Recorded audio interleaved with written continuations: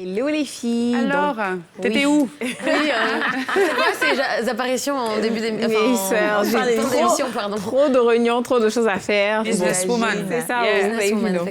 Alors, anyway, donc aujourd'hui, on va parler de votre valeur. Combien est-ce que vous valez? Parce qu'après, la plupart du temps, quand on parle plutôt des milliardaires, on a la Forbes list, donc on connaît plus même la valeur des stars. Oh, ce joueur-là, combien il a et tout. Mais nous-mêmes, bien sûr qu'on a de la valeur aussi. Quand on a d'argent. Voilà, exactement. Et moi, je pense que c'est encore plus pertinent quand tu en as moins. Comme ça, au moins, ça te permet d'analyser, de faire des prévisions et de savoir où tu vas. Parce que je pense que quand tu en as beaucoup, c'est bien de le savoir, mais après, 1 ou 2 millions sur des milliards, c'est rien, quoi, tu vois. Donc, sachant combien en vaut, c'est très, très important.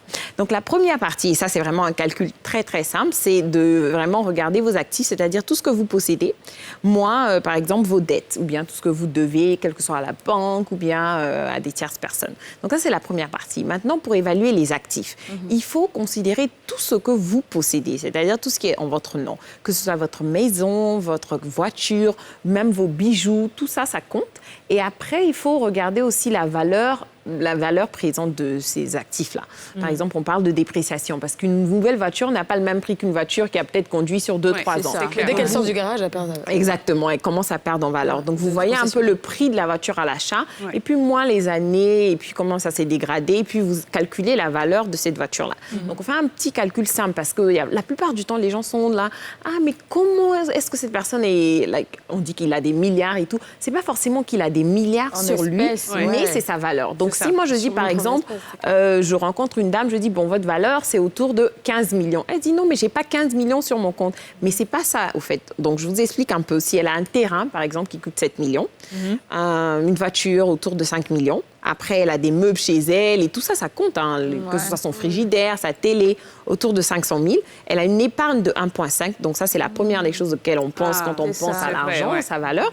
Mais ça compte. Et après, elle a des bijoux et peut-être des sacs de valeur et tout autour d'1 million. Donc là, effectivement, quand on calcule, on rajoute, ça fait autour de 15 millions. Donc ça, c'est sa valeur et c'est ce qu'elle vaut. Si on veut dire, si aujourd'hui, elle décide de tout vendre, et de avoir ça en liquidité, ce sera bien sûr 15 millions. Du coup, il faut faire estimer tout ça. Oui, il faut estimer et puis après, il faut être réaliste aussi.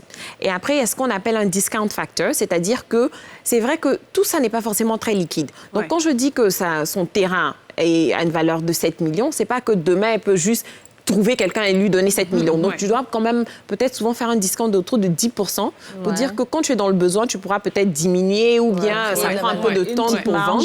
Mais au moins, quand tu as cet esprit-là et que tu sais combien chaque chose que tu as vaut ou bien, je sais pas, quand...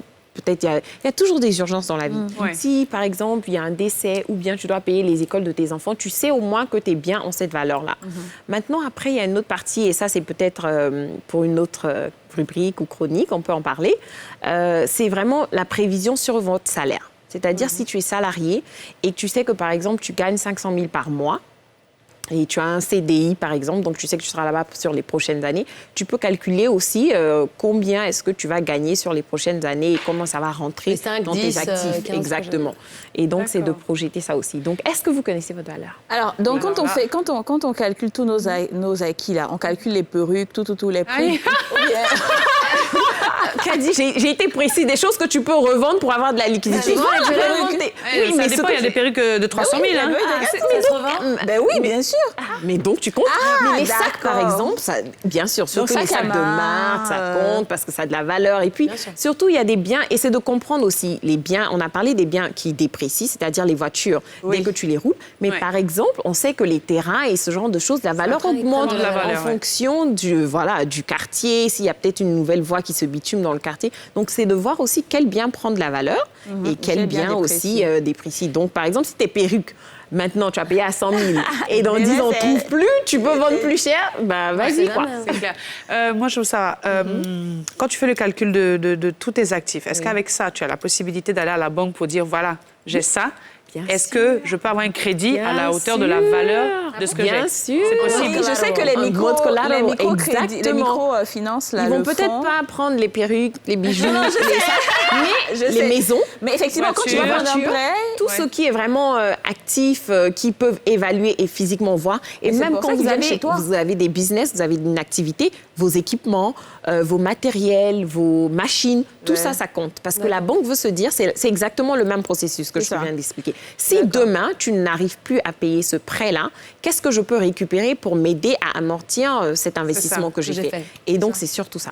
Alors, Et ça donc, fluctue une valeur oui, ça fluctue. financière. Alors, Et on espère toujours dans le positif. vers le Ça haut, doit bien mais est-ce que absolument. ça veut dire qu'il faut estimer relativement fréquemment? Par exemple, tous les 5 ans, il faut voir comment moi, notre valeur- vous savez, je suis au CD, donc chaque année, je revois un peu si mes Chaque biens ont année. augmenté, où j'en suis, qu'est-ce que je veux vendre, qu'est-ce que je vais acheter, comment je vais investir. Parce que tout ça va ensemble, ça, en fonction de ta valeur et de voilà, les objectifs que tu te fixes, tu décides de combien tu veux investir dans les prochains mois ou bien, prochaines D'accord. années. Ah, c'est Donc, trop on bien, recommence à chaque fond. année. Oui. mais ça, là, nous, on a de vraies valeurs, on ne se rend même pas compte. Oui, exactement. Allez-y, calculez. Peut-être vous allez être sur la liste de Forbes, on ne sait jamais. C'est des escrocs, mais c'est pas Merci grave. beaucoup. C'est déjà vu de Merci beaucoup, Afou, pour rien, les cette apparition filles. furtive sur le Ah plateau des non, femmes d'ici je vous aujourd'hui. laisse aujourd'hui, mais on se reverra la semaine prochaine. Ne vous Exactement. inquiétez pas.